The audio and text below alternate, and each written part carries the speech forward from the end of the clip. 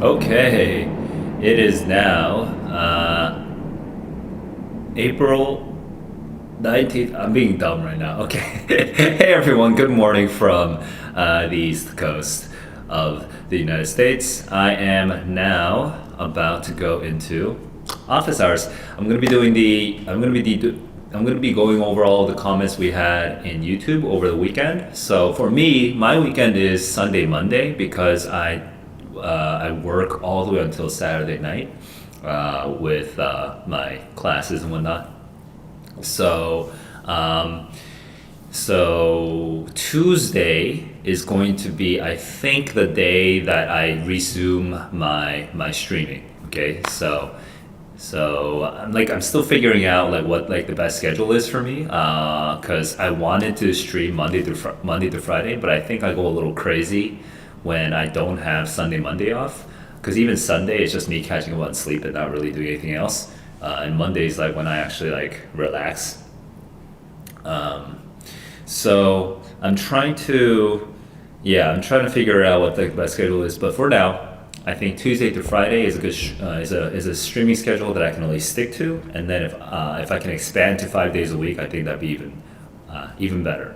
So yeah, so Tuesday will be the day that I kind of go over all the comments from Saturday, Sunday, and Monday. And so this might be a longer it might be a longer office hours. We'll see, but we'll see what happens.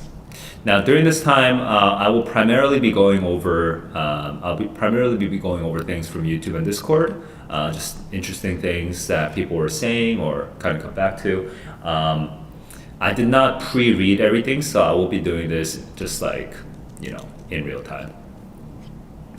Now, let me open up the YouTube comments and then share my screen with you. So let me get into that for a sec. Here. Okay.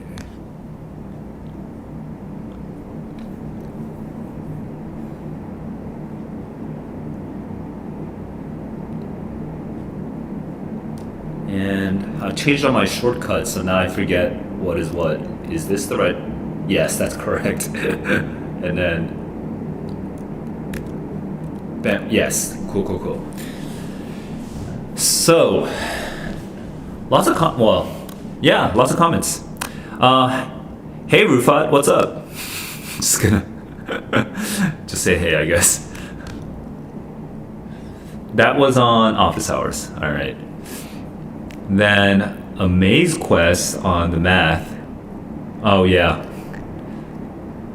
I just gotta, I just don't feel confident. Yeah.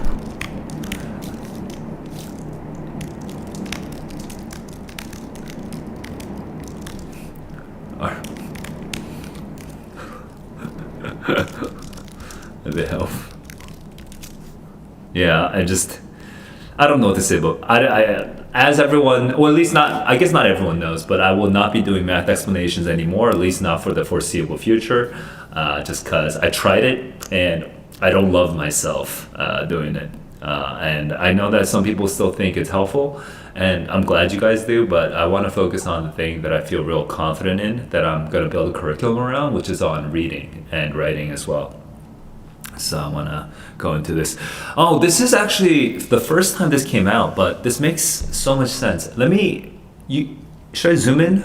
I'll zoom in a little so you can kind of read this a little bit better. I'll read this out loud.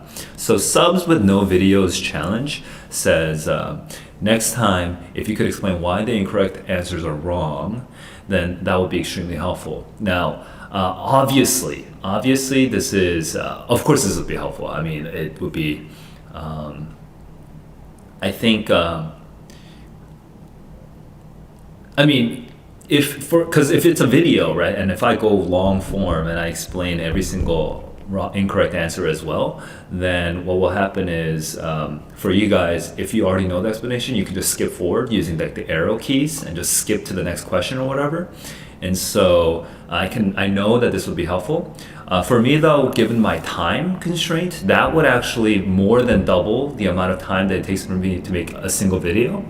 And for me right now, at least, maybe in the future, I might start putting together explanations and shortening it and making it more efficient and making a product like a sort of productified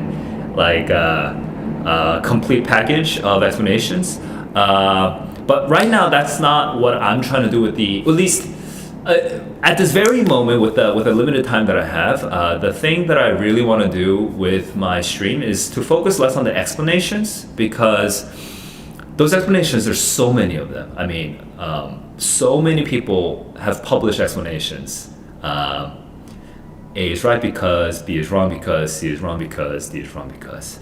A is wrong because, B is right because, C is wrong because, D is wrong because. It's so many sources already exist for that. And if I add my voice to that, I believe I can contribute a little bit, right? I think I can, make explanations that are maybe marginally better than some of the explanations that are out there. And also, maybe my explanations, maybe I can write explanations that work for a certain type of kid, who kind of likes my style of explanations more than other styles of explanations. Sure, and that makes a lot of sense. But it would probably double the amount of time that it takes, if not triple the amount of time it takes, just for me to get through one question. And also, it's sort of, how would I say this? I think that's not the value that I'm bringing. I think the value that maybe I'm wrong. You guys tell me what you think, okay? But I think right now my idea is that showing you how I get something right is the thing that differentiates me from my YouTube, from all the other YouTube content that's out there. And I think that's what people are responding to. And so if that's true for you guys, please let me know in the comments below in the chat, because I want to know that that's actually true. But that does seem like the big difference when I compare myself to some of the other content out there, whether it's on YouTube video form or whether it's written form, out there somewhere else. The big difference is that I'm actually showing you the whole process of getting the right answer. Okay, so I want to focus more on that for now, and then eventually, if things pick up and things get real good, and I have more time, and I can learn more video production and editing and stuff like that, then I can kind of focus. I can start expanding out to the incorrect answers. I know for you guys, my timeline and your timeline might not be perfectly matching up. Like you might be taking the test for the last time, like this June or something, and I might not be able to make those incorrect answer explanations in time for you. In that case, I guess I just have to say sorry. I'm sorry, I can't match your time schedule. But the good news is those explanations already exist. There's lots of explanations already out there. So yeah, so I think you don't in 2022, there's still a wealth of information about how to take the SAT. It's not just Saul, right? So it's not just me. So I think you will have you'll be able to find something that'll help you there. So that'll be my response. I'm gonna write that up after I finish off this stream, but that's my response to subs with no videos challenge. I just realized I didn't share the link to this stream in my Discord, so I'm gonna at least let people know that I'm streaming. So give me a sec.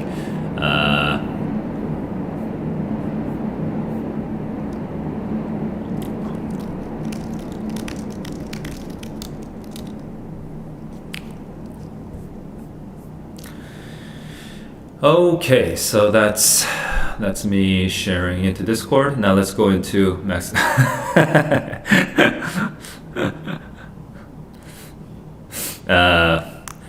Mexico's a funny guy. Moving on. The motivator. Oh, new subscriber, I think, or new viewer. Oh, what? Oh, this is an older one, right? I see. I need to hang on. Let me open this up. I'll update the Discord link. Oops.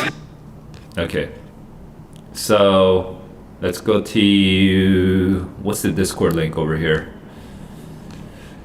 And let me just double check. Invite invalid. Okay. I have to create a new link, so give me a sec.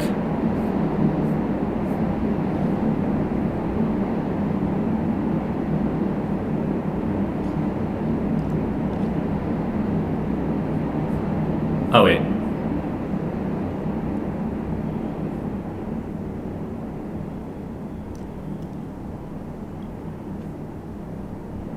Yeah.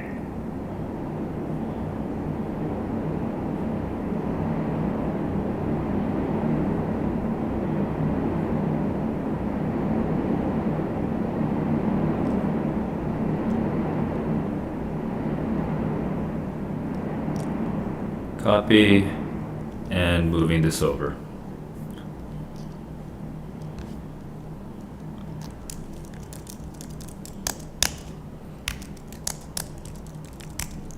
So that's the new link over there. Right now, I've just been a little conservative with my Discord links of just not making it. You know what? This probably is a little silly because I can always revoke a link whenever I want, right? So I could just make it unlimited. I don't know. I'm still not like, I haven't ever managed a big Discord community in my life, so I just don't know how, like, I'm just being a little conservative right now just because I don't want things to get too crazy. But so for some reason, my gut feeling says that keeping it limited for now, for some reason, feels like the right call. So I'm gonna leave it that way. Okay. So I should thank you for bringing that to my attention, Motivator.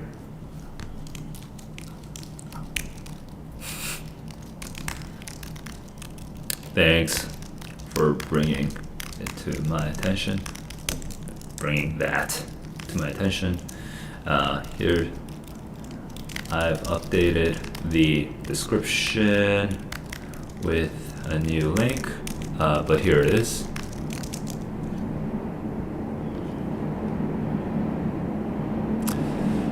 So I'm looking at Nerdalit. Hey Nerdalit, welcome to the channel. And I'm seeing your question. Your question's asking about increasing your reading score from 43 to 52, which is a little confusing because your reading score is out of 40, right? So your EBRW score is out of 800, and your writing is 40, and your reading is 40. Oh, you're talking about, I see. You're talking about getting 9 wrong to getting 0 wrong. Okay. Yes. Let me think about this. If you're getting 9 wrong, you're getting around 2 wrong per question per passage, except probably you're getting 1 wrong on if you're international. I'm assuming, this is just an assumption, you're getting 2 wrong on the literature, 1 wrong on the easier sciences, and then maybe 2 wrong on the hard sciences, and then the hard science passage, whichever that one is, and then maybe 4 wrong on the history passage, something like that. Is that roughly accurate? Yeah. Okay, and if your timeline is for May, okay, if you're gonna take this test by May, then I would say that you probably should just sacrifice the history passage, okay? Just don't even try. If you have to take it in 2-3 weeks, I would instead focus on the literature passage and the science passages and try to reduce the errors over there. Okay. If you're going to be taking it in August, then you have some time to work on this. Now, Nerdalit, I don't know if you've seen my long answer on how to diagnose your weaknesses, but the very first thing to do is you should start, before you take like 1 million practice tests, right? You just like pounding practice test after practice test after practice test after practice test, what should you do? Like for example, let's say that you are a golf student. Okay, you're like you're on the golf team. Before you just pound, like just drive ball after ball after ball after, if you just smash like 100 balls every day, does that necessarily make you better?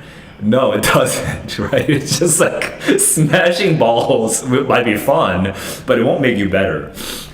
You have to think about what's wrong with your posture, with your form, with your decision making, in terms of like which club you're using, what the weather conditions are like, whatever, right?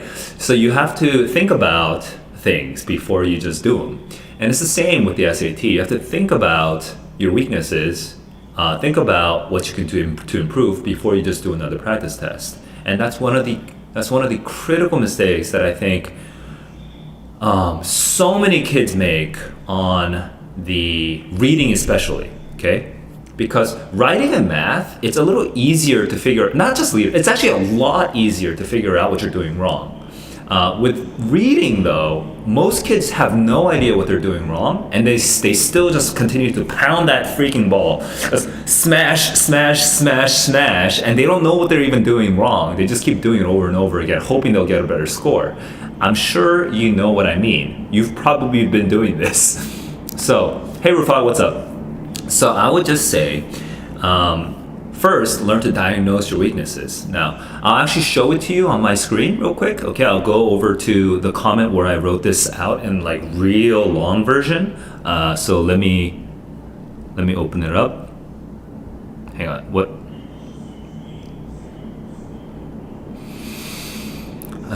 And then I would diagnose.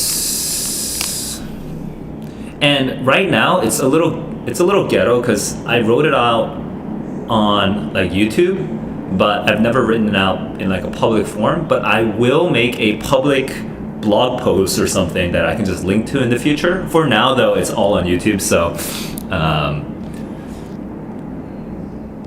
yeah, you'll have to kind of look at it the ugly version, but it's over here. In fact, I'll even share the comment link. So let me find the comment link. So this is the comment link. Good afternoon. Oh, well. Hang on. Is that the right link? Huh, how come that doesn't have the comment stem? We'll copy link address, and if I do this. Okay, yeah. So, yeah, let me actually share it in the chat.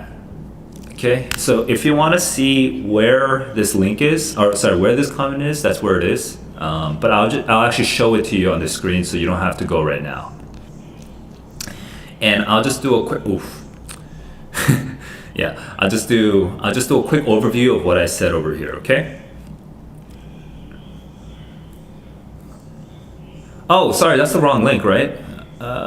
This is the long link. This is the long link. I need to update with the correct link.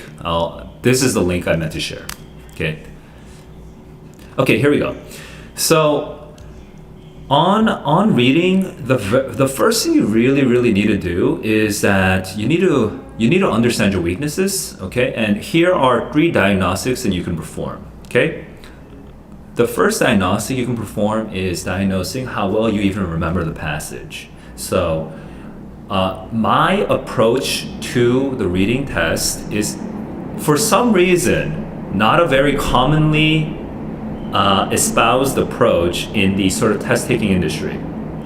But I think that mine works, okay? So I would strongly recommend, all right, you to test my approach. Okay, my approach is this. You read the passage first, trying to remember as much of it as possible. Then you read the question stem. Okay, you don't go back and forth, you read it once. Okay, you read the passage first once, and then you read the question stem for the first question. Like, let's say, if you're on like the second passage in question 11, right? You read the question stem for question 11, and then you try to predict the answer based on your memory of the passage. If you have to, you go back to the passage using the map of the passage, trying to remember where in the passage it came out, okay? But ideally, out of 10 questions, for 4 to 5 of them, you're actually not even looking back at the passage. You can already make a prediction for the correct answer without looking back at the passage. Then after that, you choose from A, B, C, D, E. Not E. You choose from A, B, C, D, E, whichever one is the one that's closest to your prediction. Okay, that's my approach to the test. By the way, the Khan Academy basically has the same approach, except they say a couple things that I disagree with. But overall, it's similar approach. Okay, Khan Academy and I have similar approaches. YouTubers that I've seen so far don't seem to have the same approach, but that's my approach. Now, if you've never done this approach, or if you haven't done this approach in a couple years, I strongly recommend it to just try it. Okay, just try it and see how it feels. I'm not saying that my approach is the right approach for you. You can try different things and figure out what works for you. But I would strongly recommend you try it because other kids have had their scores changed quite a bit just by changing their approach.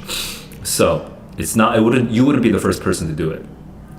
But when you try my approach, you're going to run into some major problems. The first problem is you're not even going to remember the passage. Okay, when I do tutoring, one of the things I do is this first diagnostic. Hey,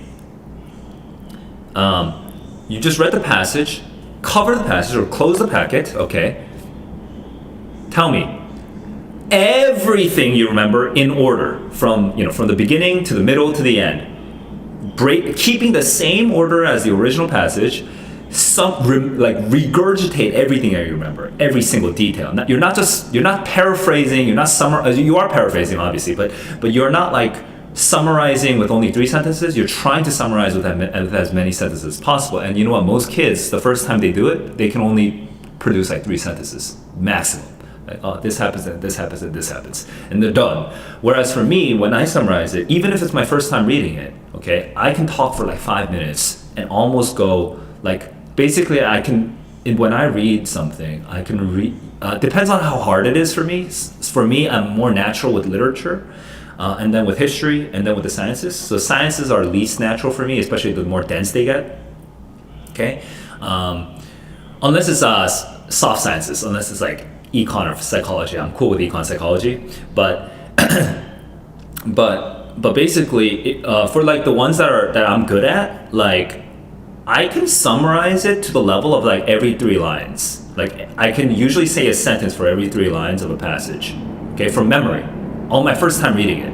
And you will be able to see that if you watch my streams, because I try to stream not every single test, but most tests that are out there, I've either streamed or I will stream in the next couple months my first time reading it. And so you will actually see my first time understanding this passage and trying to figure out how to do it. So you can diagnose yourself by comparing your summary to my summary, okay? And then the second thing you could do is diagnose your predictions. Okay, when you read a question stem, how good are your predictions compared to mine? And then finally, the third thing you could diagnose is then you can compare how confidently, okay, you choose your answer choices, A, B, C, D. You make a prediction, right?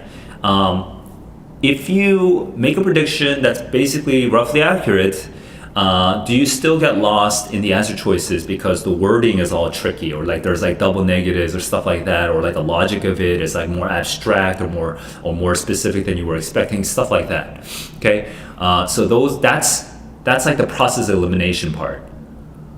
Typically speaking, in all the books that I've seen, they only focus on the third one. It's like, oh, this is the question type, it's an inference. Process elimination, how do you do it? Knock out A and C. Okay, now you're 50-50. How do you deal with 50-50? Honestly, I think that's completely backwards. This is like honestly the least important part out of all 3. Like you gotta just remember the freaking passage. I think that's way more important than process elimination. And then you gotta be able to predict the right answer. That's also way more important than process elimination. Process elimination is just a final step. You know, oh my god. Like it doesn't matter. Like if you're Amazon, it doesn't matter if you're going to deliver my parcel to me in one day right? If you're gonna deliver the wrong parcel. If I ordered like a bicycle or something, and you deliver a vacuum cleaner to me in a single day, that I don't give a crap. You know, your whole process was messed up. You know, like I don't care if you gave it to me really fast. You still gave me the wrong thing. So same thing. Like I don't really care if your process elimination is like amazing. You know, if you know how to like parse the freaking words and the grammar of the process elimination, and you know exactly what question type it is, that's like the least important part. You gotta at least know what the passage is saying and predict the right answers first. So that's sort of the basis of my approach, and that's why I say you should diagnose all three of these things rather than just your process elimination, rather than just your answer, like the choosing of the answer choice. So if you do that, you can at least know where your weaknesses are. So then let me get into a little bit more specific version of how to deal with 43 to 52. From 43 to 52, hey, Nerdalit, by the way, 52 is an extremely high goal, okay? And kids who are at 43, it depends. If you just took your first practice test, like a couple days ago, and the very first time that you took a practice test on the SAT was a 43, then I think 52 is within reach for you, because it means that you didn't even prep. You did zero prep whatsoever. And 43 was just your first time ever taking the practice test, okay? Then that means I think you actually probably could hit 52 before August. But if you have been preparing for the SAT and when you got to 43, okay, it was after like half of a year of prepping already or something like that. You've already taken like 12 practice tests or something, and now you're at 43. I don't think it will be realistic for you to try to hit 52 by August, because it's a very high goal. Very few people hit 52 out of 52. So let's just temper our expectations there. Now, that said, I do think if we adjust the goal to something like 43 to 48, okay, we can start talking about some strategies besides the diagnostics, besides the high level stuff. Specifically, I would say get your science passages basically perfect. Okay, because if you're stronger with like the reasoning for that, get your science passages down perfect. Start there, but simultaneously start understanding what you need to look for in literature. Okay, for science, for most international kids, for science it's a little easier because you guys know what the scientific method is. Usually there's background, then there's a hypothesis, then there's experiment design, and then there's results, and then there's further discussion. Okay, you kind of already know the breakdown. So that's like the template. And some science passages, the harder ones usually, they kind of break it up. You know, they kind of switch it around. They're more creative with the flow of it. But you know basically what the default structure of a science passage is, right? Well, my question is, do you know the default structure of a literature passage? And if you don't, you should learn that. But I'll tell you the short version. The very basic thing. For example, in science, if I can only pinpoint to two things, I would say, what's the hypothesis and what's the results, right? So if you had to boil down literature passages to only two things, what would that be? Do you know? What's the conflict and what's the resolution, implied or explicit, right? You should be able to find conflict, okay, and the resolution. Now, unfortunately, unlike science, right? Literature, there's only one passage. So it's not like there's an easy literature passage and like a medium literature passage and like a hard literature passage. There's like only one. And oftentimes that one literature passage is sort of on the medium to hard side in terms of the range of conflict resolution. That means that the sort of basic template of what a conflict resolution would be, you know, like you don't really tend to get the super easy ones on the SAT.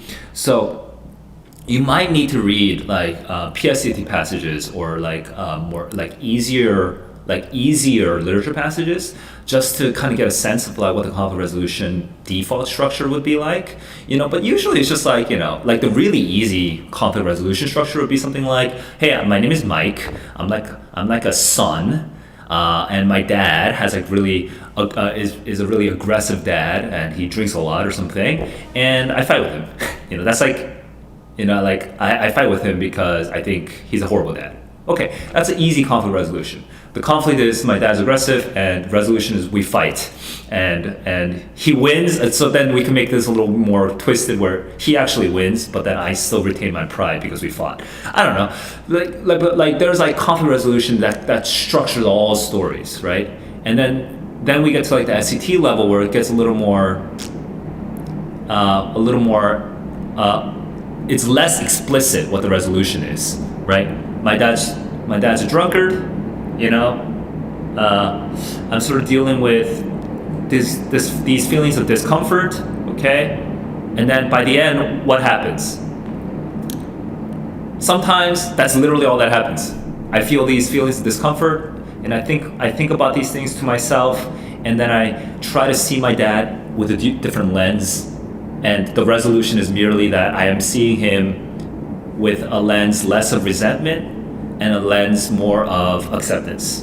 And that's the only difference. It's all internal, you know, it's not as explicit, right? So that could be something that comes out on the SAT. Usually though, the SAT is not edgy enough to have like a drunk dad, but you know, usually it's just like the immigrant experience or something else, or like, you know, or like some neighborhood or whatever. But that would be like a sort of more SAT level conflict resolution, right? So just understand conflict resolutions first, and then after that, with literature, start understanding characters, like characters and their motivations, and try to keep track of why these characters have different motivations, and try to see how they might conflict with each other or not. So that would be helpful for literature. History is a little hard. History, if you really want that 52, you need to have a decent understanding of U.S. history.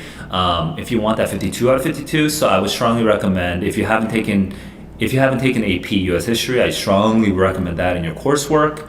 And then on top of that, you need to start being able to parse really difficult grammar, just so that you can process. Like, you don't need to necessarily understand every single sentence, but you need to be able to parse it so that you don't feel overwhelmed.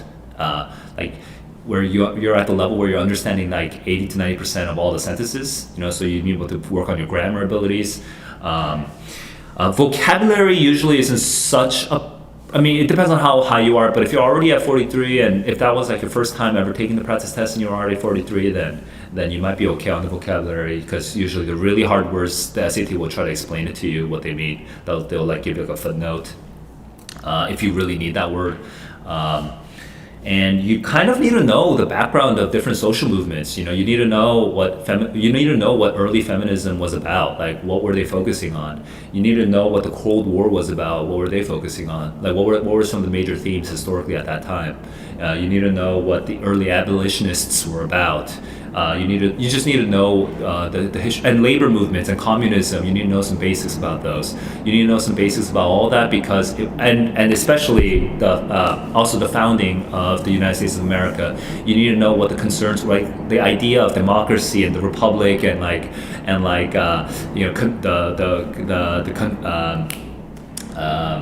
the Articles of Confederation versus the Constitution, like why that shifted, why were we okay with a more national government versus more spread out confederation of government, like of state governments, those state rights versus national government. You need to have a general understanding of the positions, like the debates that happened over the course of history in U.S. history. And so when you read the passages, you should be able to predict, just from the blurb, when you read the blurb, you should be able to basically know, this person's going to probably take this position, and then this other person is probably going to take that position, right? And you should be able to have a rough idea of what the arguments are. And that will really help with the history passages. Okay, long answer, but hopefully that was helpful. Mexico, what's up? What's up? Good to see you. I am now going to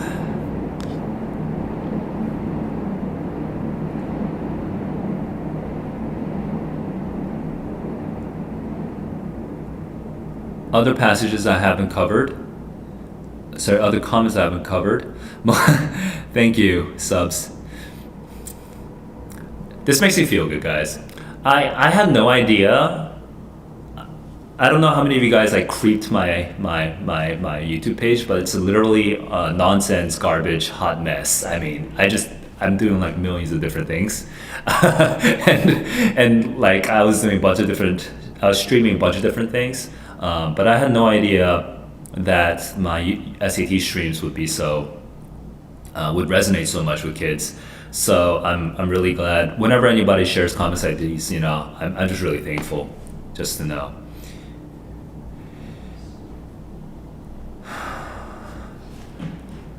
Oh, I read this a couple days or yesterday, I guess. Yeah. I'm super happy for you, Lan. I don't know if you're gonna watch this video sometime in the future, but I'm super happy that you had a 43 out of 44 for the first time on the writing section when you did this. By the way, I think I was talking to Nerdalit. Nerdalit, I told you earlier about my reading approach, right? I told you read the passage first, read the question stem, predict, and then choose the answer choice. My approach for the writing is basically the same, okay? In fact, in my tutoring sessions or in my classes, one of the things I have kids do is I have them cover on the writing test, cover all the questions. Okay, don't even look at the questions and go through the entire passage, okay, all 11 questions without looking at the questions and just editing. Like whenever you see an underlined part, try to guess what the question would be. Okay, you don't even get to look at the question step. You have to just guess. It's like, what might be the problem here? And then if you think there's no problem, then you put a check mark on it and you move on. But otherwise, you directly add it on the passage itself, and then you uncover the questions and then you answer them. Strongly recommend you try that once. See how you do, because that will make it extremely clear what's inefficient in your writing process. So Lan, I think, took the same advice and yeah, I did really well. That's awesome. That is awesome. Robot. But yeah, I will. Yeah, I'll reply to Lan in a second because I'm really glad that Lan shared this. Okay, so let me go over conversations we had in Discord just to see. Dead woman's secret, extremely dramatic, but it's just a piece of short fiction.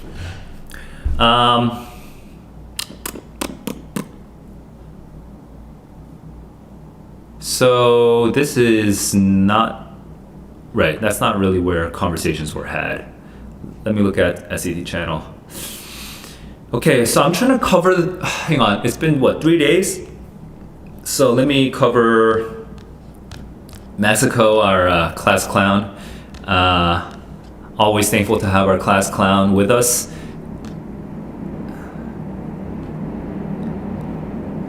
Let me try to remember some of the kind of interesting conversations we had. I'm skimming it because I don't remember these questions.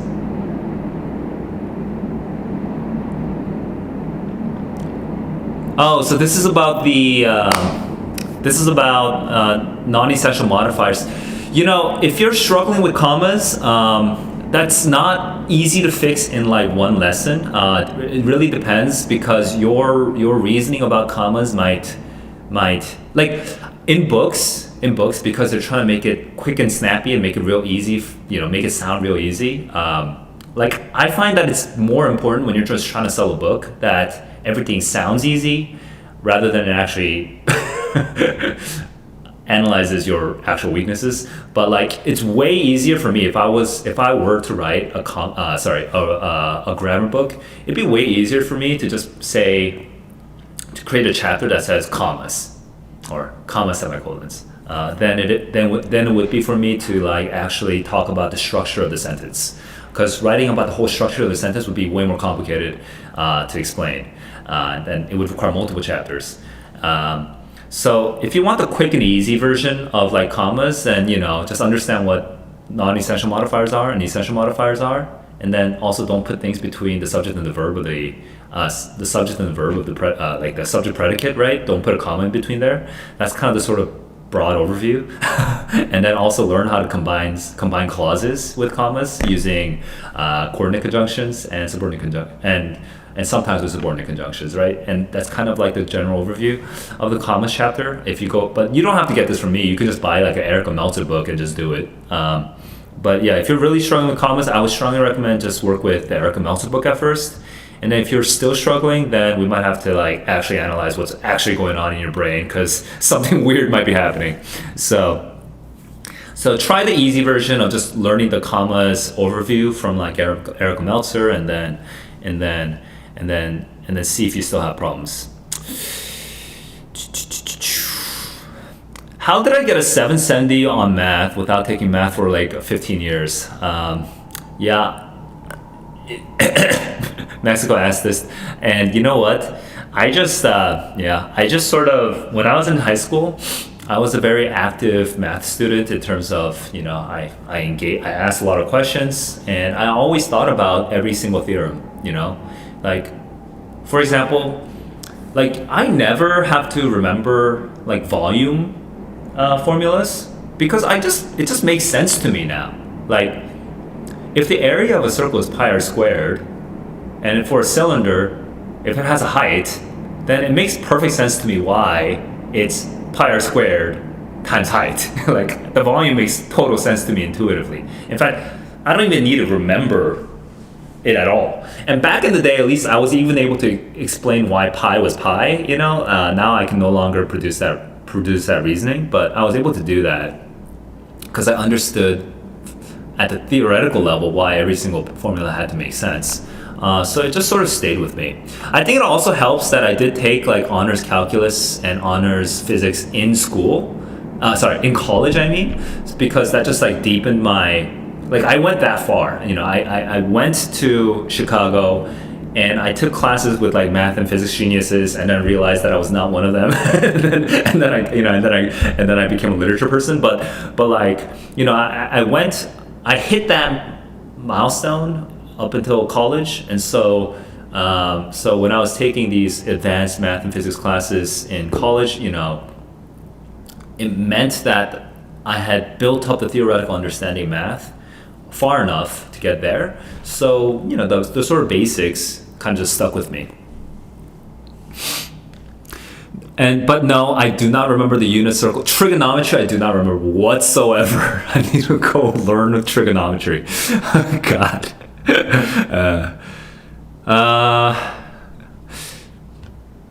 Mexico, I love you.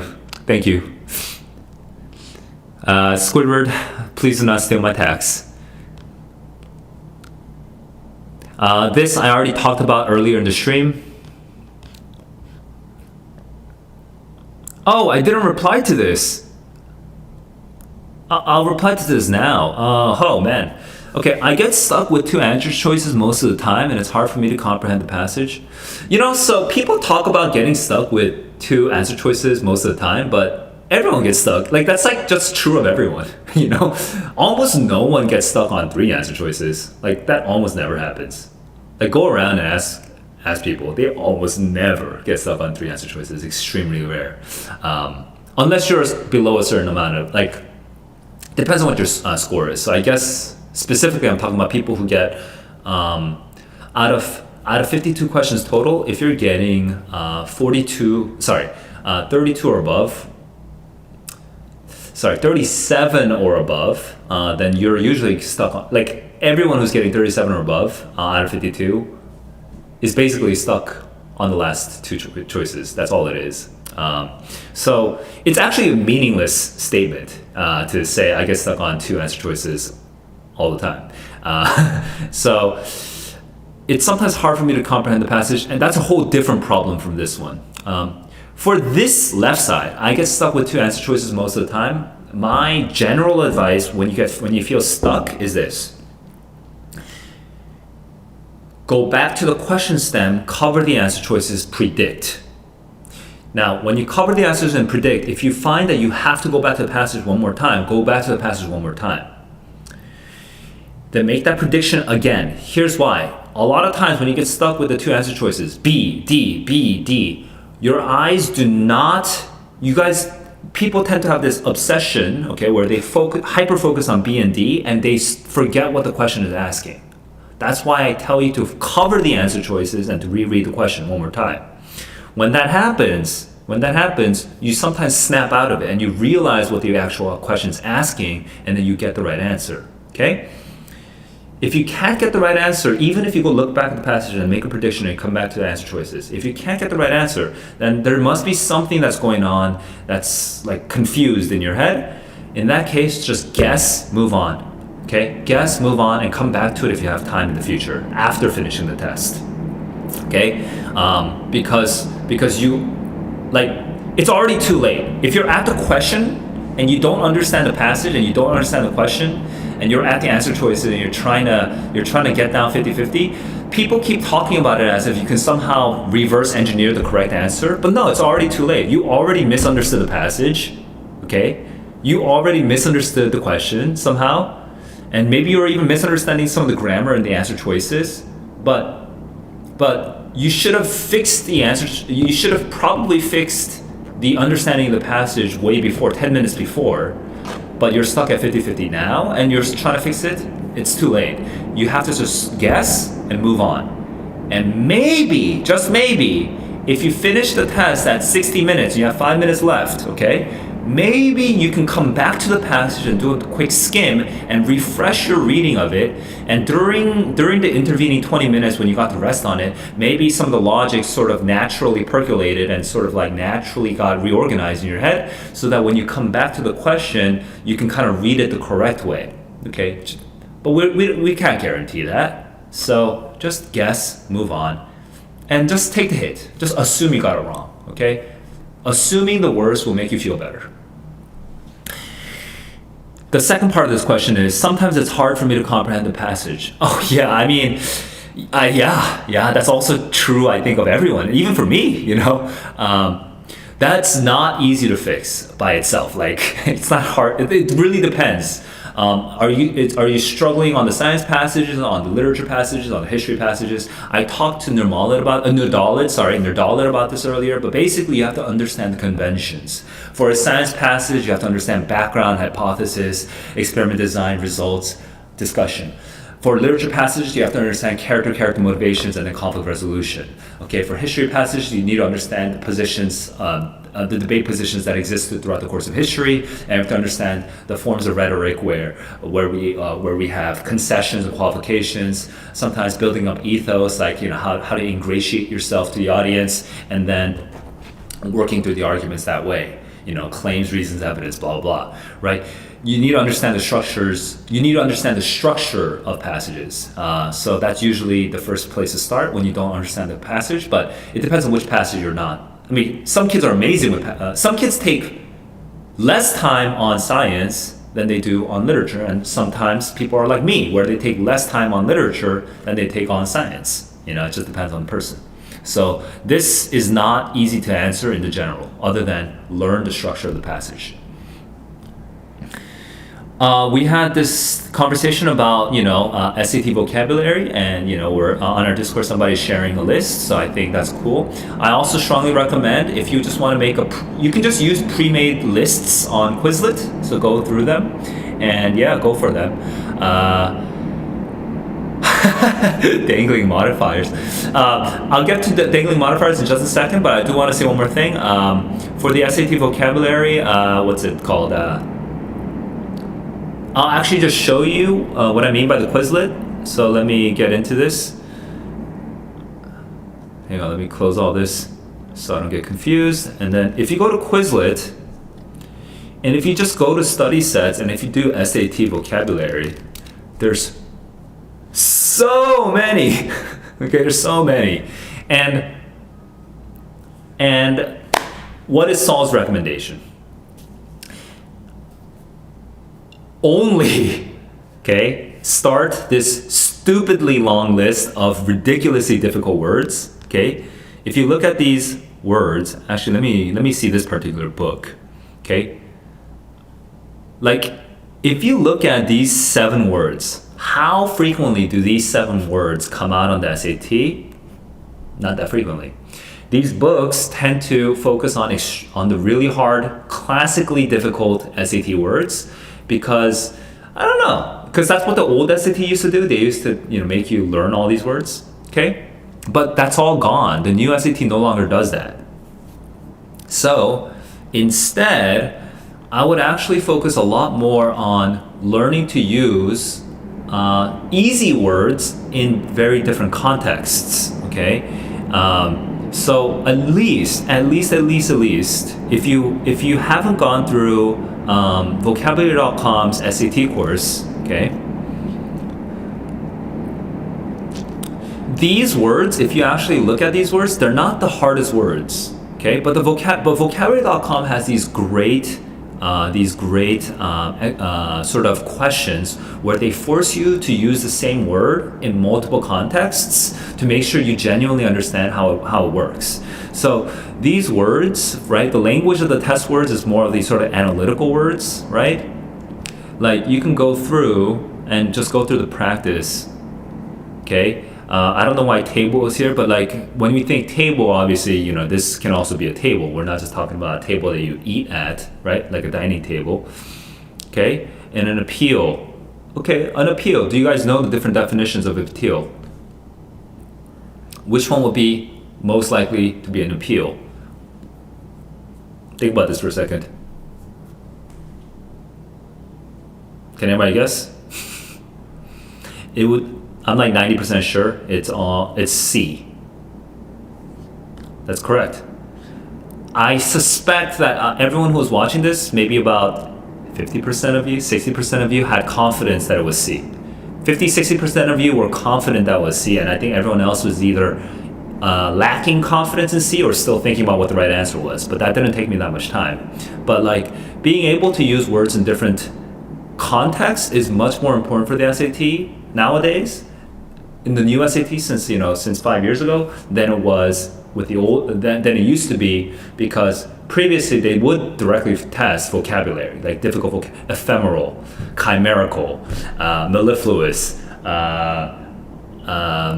anachronistic, whatever, like mitigate, ameliorate, just like mollify, like annul. It was just like what the old SAT used to be like. So don't focus so much on the old SAT. Like there's still a lot of vocab books that are around just because inertia. People are just used to using these old books. But when you get diagnose your vocabulary as well. Like when you get questions wrong, did you get it wrong because you didn't know what anaphora meant? Or did you get it wrong just because you misread the word, means, the word means, right? You thought that it meant something else, but it turns out means actually can mean method, right? Like, why'd you get it wrong? like it's probably not because of that stupid long list of like 5,000 vocabulary words. Okay, that's not where you need to study. However, if you have a year or two, right? And you're taking your time to study for the SAT, might as well get started on the hard words too. So it's not bad to learn the hard words. It's good. It's just that it's not efficient. So if you have like a year or two and you can just use like Quizlet or vocabulary.com to build your vocabulary over time, yeah, go ahead and learn a couple hard words per day. Learn one hard word a day. Use vocabulary.com is really great for that. Quizlet is also, more kids use Quizlet, so you can use Quizlet as well. But Quizlet requires you to actually like make a list and actually go to and use the list. But vocabulary.com will just automatically understand your vocabulary level and just start throwing out random words at you. So that's what you can do for vocabulary.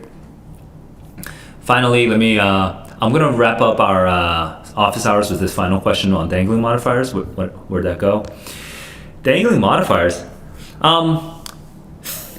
See, fixing a dangling modifier can be done many ways, but identifying a dangling modifier is probably the first thing to do, okay? So for this, I will actually type some examples into the chat. For fixing a dangling modifier, let's see. So, like running, like I think everyone should know this. running to the yard. Okay. You know, a cat tripped Marcus. Okay. Now, if I say running to the yard, cat tripped Marcus, it'd be very strange for the cat to be running. That's not usually the word we use for cats. You know, they're not running, right? So when we say running to the yard, how do we know that it has to be referring to Marcus? Because this is a modifier, okay? And then subject verb, and then we have, I'm going to just call this subject verb, okay, of the main clause, okay? So running to the yard is a modifier. I should have just done it like this: modifier, and then main clause.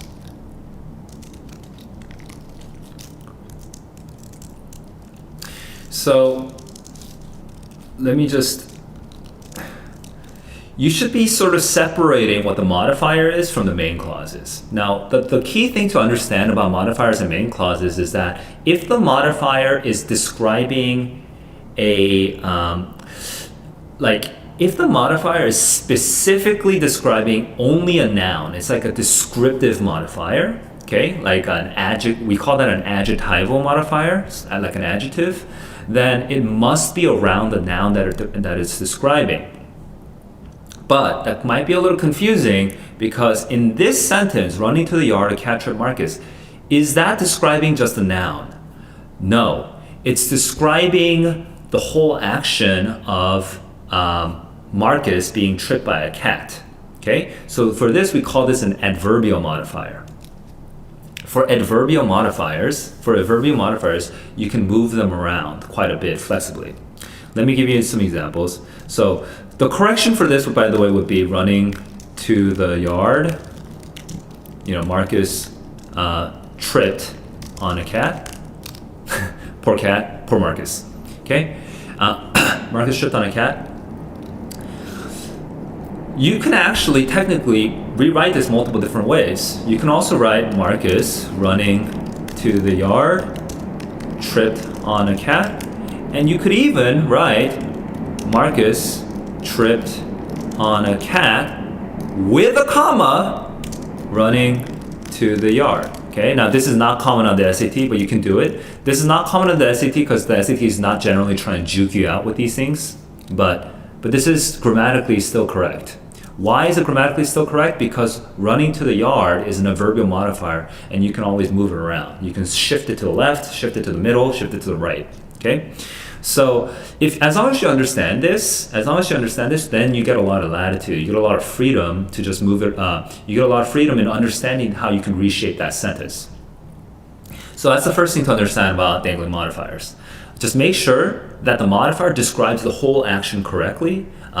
Marcus is tripping on a cat while he's running to the yard. Okay, as long as you understand that the running to the yard is explaining the time, the temporality around him tripping to a cat, like the action that he's taking, whatever. If you go into linguistics, it's called a progressive aspect, but forget it. You don't need to know the name. But as long as you know that it's describing like the situation in which he's tripping on a cat, then yeah, you know it's adverbial. It's describing the whole action. Okay. But does that mean that all dangling modifiers are ing? No, dangling modifiers are not necessarily all ing. You can say blue in the face, right? Blue in the face is an idiom, which means you're like when you're like really upset and you get you're blue in the face. So that's blue in the face could be a modifier, and it can dangle. If you say blue in the face, blue in the face, anger overtook Marcus, then that would be a dangling modifier because anger cannot be that's not how anger. Like it's Marcus who's blue in the face and is being overtaken by anger, right? So it's like blue in the face. Marcus was swept by his anger, was overtaken by his anger, right? You can say it like that. And then you can then move it around. Marcus was overtaken by anger, blue in the face. Marcus, blue in the face, was overtaken by anger. You can move it around like that. But you just have to understand that you have to be very sensitive to what the subject and the verb is. Wow, yeah. Wow, Marcus. So does the dangling modifier always have to be ing? No, it doesn't. You can also have like for example, one of the real tricky ones that the SAT sometimes does is anyway, I'm gonna ignore Mexico, but one of the real tricky ones that the SAT does is when you have something like lifted, right? Lifted versus lifting, right? Well, you want to say like lifting onto the desk, hang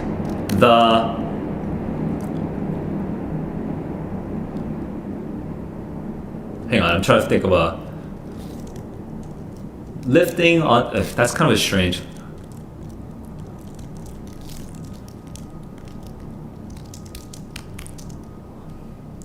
Lifting overhead on the refrigerator. Okay, lifting overhead on the refrigerator. You know what would be on a refrigerator? The pot hung precariously. Okay, so in this case, what's actually the solution? You can sometimes solve the dangling modifier not by changing the subject-verb main clause. Okay, the subject-verb main clause is the pot hung precariously. In this case, you can actually solve it by just changing the modifier itself by saying lifted overhead. Okay, this would be the correction because then now the modifier is correctly describing the pot. So that's a tricky thing that occasionally doesn't happen frequently, as in it doesn't even happen once per test, okay? This is just one of those hard dangling modifier questions that might come out 1 out of every 5 tests, okay? 1 out of every 8 tests, I don't know, I've never counted, so I'm not sure. But sometimes you fix the dangling modifier not by fixing the subject verb of the main clause, but by fixing the modifier itself, okay? So just know that is a potential way that you can be tripped up, or tricked, not tricked out, that's a whole different thing. That's something I do with my Call of Duty character. Tricked by, on the SAT, okay? So just know that that's also a potential option if you're focusing on getting like a perfect score on the writing. All right, so those are some examples there. All right, I think that's pretty good. If you have further questions on anything that you don't understand from everything I said, because my explanation might have been working for someone, but not necessarily for you. Then you might have follow-up questions. Hey, come into Discord. Feel free to just chat it up, ask whatever's on your mind. We're getting a pretty good vibe going. Mexico and Ye and Nutsa and other people are actually contributing by sharing what they think. So if you guys are just sort of comfortable asking each other questions, I will always jump in when I have time, right? So yeah, you guys can just ask freely whatever's on your mind to each other, and I will chime in with my opinion as well. So feel free to join the Discord and ask any questions that you have.